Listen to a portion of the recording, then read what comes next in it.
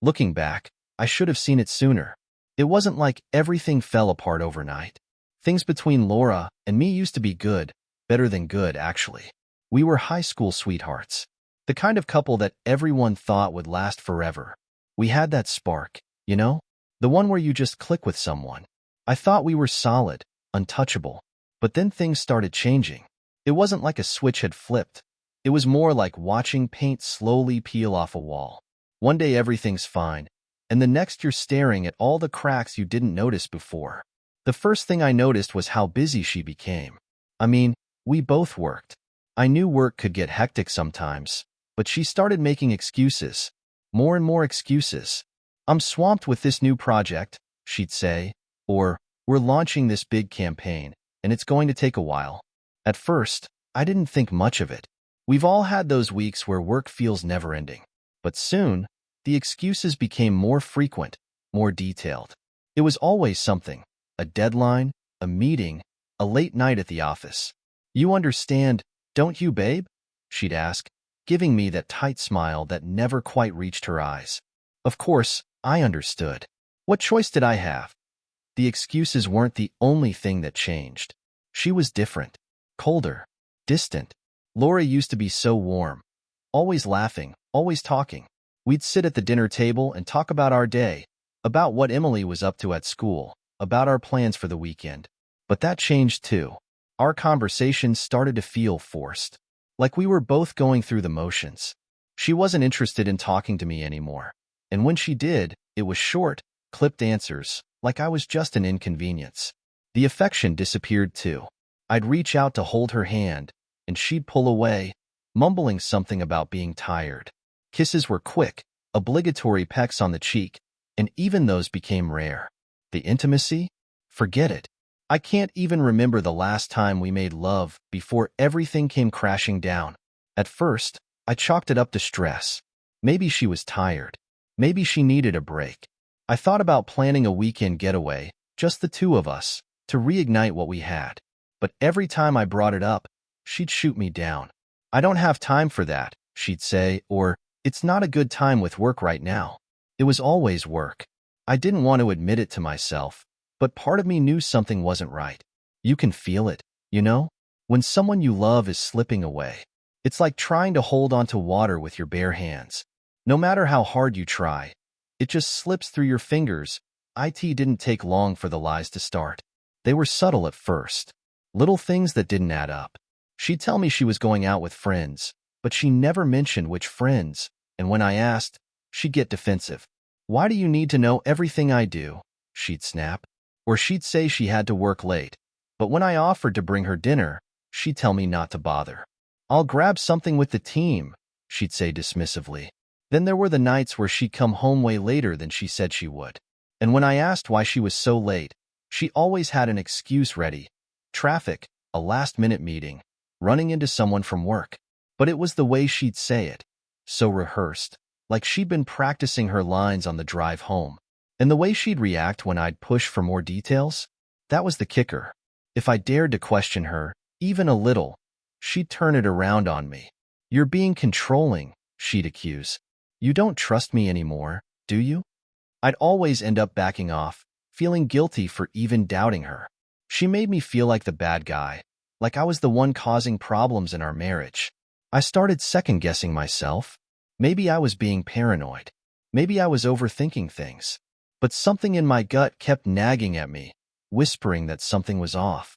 I just didn't know what it was yet. Then came the phone calls. Late at night, she'd step outside or into another room to take a call. When I'd ask who it was, she'd brush it off. Just work, she'd say, or it's Michelle. She's going through a rough time. The thing is, Michelle was always going through a rough time. If you believe Laura, every time I brought up the constant calls, she had some excuse ready, some reason why it wasn't a big deal. One night, I woke up in the middle of the night to find her sitting on the couch downstairs, whispering into her phone. It was 2 a.m., and I remember feeling my heart drop into my stomach. I stood there at the top of the stairs for a moment, just watching her. She was laughing softly, that kind of flirty laugh she used to reserve for me. I didn't confront her that night. I couldn't. I was too scared of what I'd hear if I did. The turning point came out of nowhere. It was a quiet Sunday evening, and I was sitting on the couch, trying to relax after a long week. Laura was in the kitchen, cooking dinner, or at least pretending to. I could hear the sound of her phone buzzing on the counter as she scrolled through her messages. Emily, our 10-year-old daughter, was sitting beside me, coloring in her book. Out of nowhere, she asked me a question that changed everything. "Dad, why does Mom always talk to her boss on the phone? It's like every night." I froze. My stomach twisted into knots as her innocent words sank in. "What do you mean, sweetheart?" I asked, trying to keep my voice calm. I didn't want her to know how badly her question had rattled me. "She talks to him a lot," Emily continued, still focused on her coloring. "I heard her last night. She was telling him she missed him." Missed him. Those words hit me like a sledgehammer. I felt like I couldn't breathe, like the walls were closing in on me. Emily didn't even realize what she'd said. How could she? She was just a kid. But I knew. I knew right then and there that Laura was cheating on me. That night, I didn't say anything to Laura. I couldn't. I felt sick to my stomach, like my whole world had been turned upside down. I spent hours lying awake in bed, staring at the ceiling, my mind racing with questions and doubts. Could it really be true? Was Laura really having an affair? I didn't want to believe it. I couldn't believe it. This was Laura, my wife, the mother of my child, the woman I'd built my life with. There had to be some other explanation, right? Maybe Emily had misunderstood. Maybe Laura was just stressed out with work, and I was reading too much into things. But deep down, I knew. I'd known for a long time. I just didn't want to admit it to myself. The next day, I couldn't focus on anything. My mind kept replaying Emily's words over and over again. She was telling him she missed him. Who the hell was Laura missing? Certainly not me, because she barely even acknowledged my existence anymore. I wanted to confront her. I wanted to scream at her, demand the truth, but I wasn't ready. I needed more. I needed proof. A few days later, I got my proof in the most unexpected way. I was out in the front yard, mowing the lawn, when Dave, our neighbor from 2 doors down, came over. Dave's an easygoing guy, always friendly, always up for a chat. We talked about football, beers, guy stuff. But that day, he seemed off, like he had something on his mind. "Hey man," he started, scratching his head like he wasn't sure how to say what he was about to say. I didn't want to bring this up, but I've noticed something lately. I stopped mowing and looked at him, my heart already racing. "What's up?" Dave hesitated for a moment before continuing. "Well, I've seen this guy coming by your house. A couple of times, actually. During the day, when you're at work. He parks down the street and then walks up to your door. I didn't think much of it at first, but I thought you should know." My blood ran cold. "What does he look like?" I asked, my voice barely above a whisper. Dave shrugged. "I don't know. Mid-40s, maybe? Tall, dark hair. Dresses kind of fancy. Businesslike." I knew exactly who he was describing. It was Laura's boss. The same guy she was working late with all the time. The same guy she was talking to on the phone at all hours of the night. That night, I couldn't take it anymore. I had to confront her. When she came home from work, I was waiting for her in the living room. She walked in, all casual, like nothing was wrong, and my anger boiled over. "Who was at the house today?" I asked, my voice hard. Laura froze, her eyes widening for just a fraction of a second before she quickly recovered. "What are you talking about?" "I'm not stupid, Laura," I said, standing up. "Dave saw him. Your boss. He's been coming by when I'm at work, hasn't he?" Her face twisted into an ugly sneer. "You're seriously going to listen to Dave? What are you spying on me now? Jesus Christ, you're pathetic." I couldn't believe what I was hearing. She didn't even deny it. She didn't try to explain, didn't try to make excuses. Instead, she turned it all around on me, making me feel like I was the crazy one. Her words hit me like a slap in the face. My heart was pounding, anger and disbelief mixing together in my chest. But it wasn't just the words. It was the way she said them, with so much contempt, like I was beneath her, like I didn't deserve an explanation. I stood there, staring at her, waiting for her to break, to show some kind of remorse, anything. But there was nothing. Just that cold, defiant look on her face. "You're pathetic," she repeated, crossing her arms. "Always so insecure, always imagining things. Maybe if you weren't so boring and predictable, I wouldn't have to." She stopped herself, but it was too late. The words hung in the air like poison. "Wouldn't have to what?" I asked, my voice low, barely holding it together. "Wouldn't have to cheat on me? Is that what you were going to say?" Laura rolled her eyes and let out a long, exaggerated sigh. "Grow up, Tom. It's not like that. We were just having fun, okay? It's not a big deal. You're blowing this way out of proportion." I couldn't believe it. She didn't even try to apologize. To her, this was no big deal. Just a little fun on the side, as if that was supposed to make it better. My hands were shaking. I felt like my whole world had been ripped out from under me, and she was standing there, acting like I was the one being unreasonable. "Fun?" I said, my voice trembling with anger. "You call sleeping with your boss fun? You've been lying to me, to our daughter, for months, and you think it's no big deal?" Laura smirked, a smug, dismissive look that made me want to scream. "You're overreacting. It's not like I'm in love with him or anything. It was just something to do." God, you're so dramatic. That was it. That was the final straw. Something inside me snapped. The woman standing in front of me wasn't the Laura I had married, the woman I had loved for over a decade. She was a stranger, cold, cruel, uncaring. I took a deep breath, trying to keep myself from losing it completely. "We're done, Laura," I said, my voice steady. "I want a divorce." For the first time, her expression changed. She looked startled, like she hadn't expected me to actually stand up for myself. "What?" she said, her voice sharp. "You can't be serious." "I'm dead serious," I said.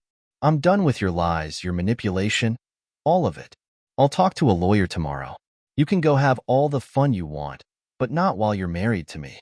The days that followed were some of the hardest of my life.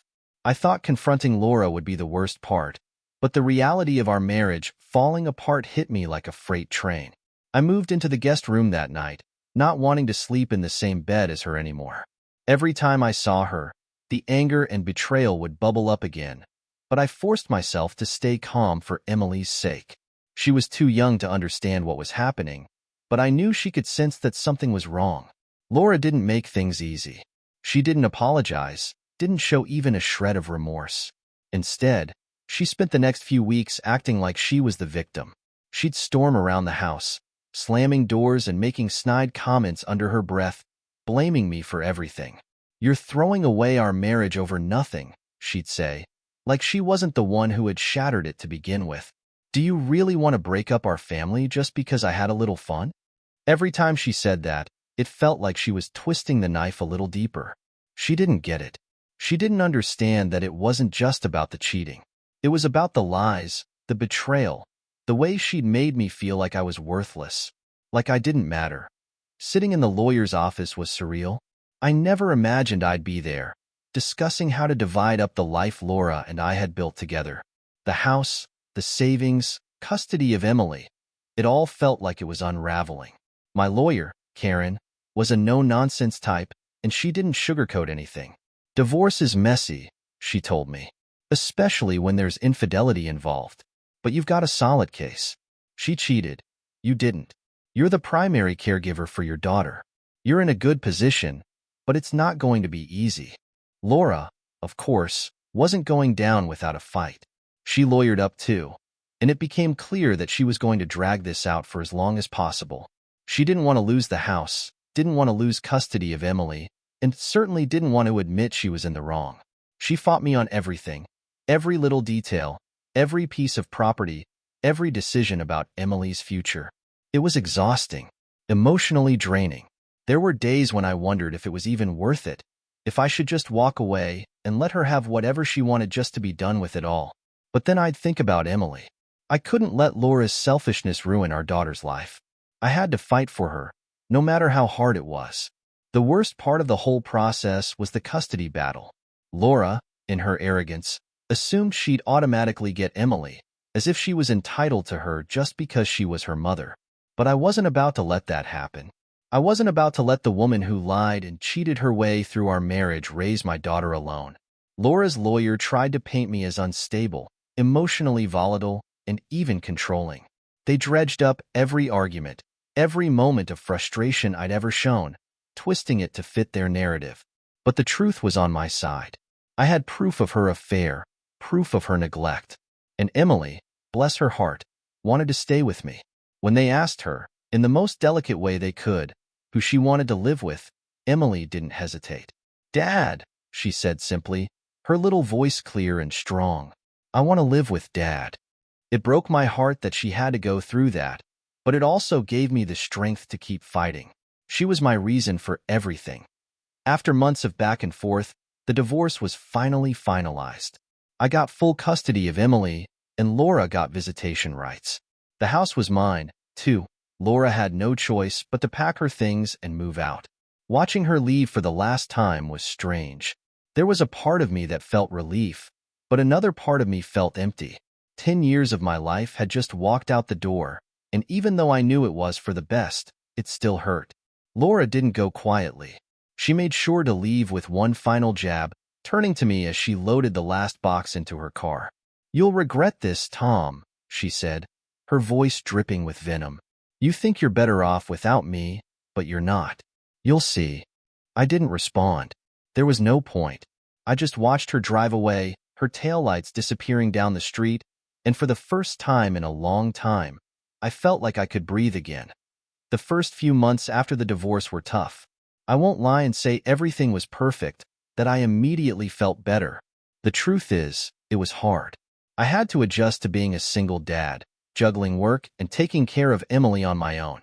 The house felt too big, too empty without Laura's presence, even if she had become a toxic force in our lives. Emily had questions, of course. She wanted to know why Mom wasn't around as much anymore, why things had changed. I tried to be honest with her, but in a way that didn't put all the blame on Laura. I didn't want her to grow up hating her mother, even if part of me couldn't stand the sight of her anymore.